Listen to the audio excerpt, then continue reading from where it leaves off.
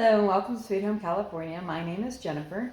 Last week I showed you my vacuum jar chamber sealer here, and I had done a number of orders last week, so I wanted to show you what I've done. I've created 3 sizes now. I've got an 8-inch, which will be able to seal as many as 2 half-pint jars at once. I've got a 10.5-inch, which can do 2 pint jars at once, and I have a 13.5-inch, which can do 2 quart jars at one time. And not only does it do your standard mason jars that have the canning lid on them, but it will also do just about any other jar that has a bit of a rubber gasket to it on the inside.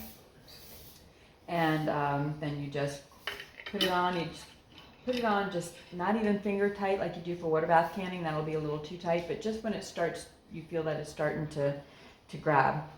And then when you put it in the vacuum chamber, it'll suck all that air out, and then it'll be, sealed very well. So you really have to work at it to open it back up again. I make them very simply. You can make these at home, of course. It's just simply PVC sewer drain pipe with a couple of end caps. I cut this top end cap just so that it's easier to pull the cap off, because once you have that seal on it, you don't want to have to fight 2 inches of cap. So I cut it down to about a 3/4 of an inch. And then it's got a hole in the top.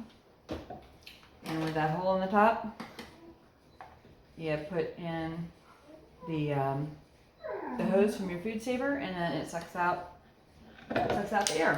Well, if your food saver doesn't have the hose attached to it and it just has a hose port but you can't find your hose, I now have a homemade hose. It's just made out of irrigation tubing and some I'm not sure what these are called, little drips. Anyhow, it holds into the hose well, and I also add there's little gaskets in there, so it's not just hard plastic. There's a rubber gasket in there, because when you put it in to the port, the hole that I have on there, that size for the normal food saver hose, this is a little smaller than the food saver one. So in order for it to be used for both, I don't change the size of the hole. But you have to hold it in there, otherwise it won't stay in there. So you have to hold it in there, and then you hold this in on the food saver accessory port, and then it vacuums things out. So anyhow, these are less expensive than buying the food saver brand ones. They're not the same quality, so understand that. I just wanted to offer a solution to people who do not have their hose, or they've lost their hose. And another thing that you can use if you don't have a food saver at all is this is a brake bleeder. And I bought this on Amazon for about $20, whereas if you're going to get a food saver, you're looking at, to buy one new, probably about in the $150 range, depending on the number of features and everything that it has. So this is a heck of a lot cheaper. If you're only going to be vacuum sealing occasionally, then this will work for you. And this comes with the hose. It also comes with a tapered little nozzle. So the tapered little nozzle will go ahead and fit in there as well, but you're going to have to hold it because it won't stay by itself.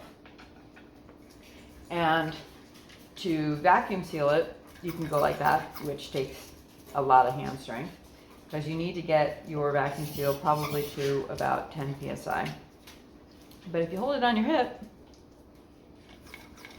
and then you use your arm, then that's a lot more efficient way of using it. But again, this is only a solution if you're only occasionally sealing. Otherwise, definitely recommend getting a food saver. Okay, so, did I talk about how you can make it yourself? Yes, definitely you can make it yourself. The PVC pipe, that comes in 10-foot increments, and that is going to run you probably more than what the cost of buying one. And so unless you're making them for the whole family, give as Christmas gifts, which I think they would make a great Christmas gift, then I'm happy to make them for you, and I will include a link in the description. And thank you. Thank you for watching. Talk to you later. Bye.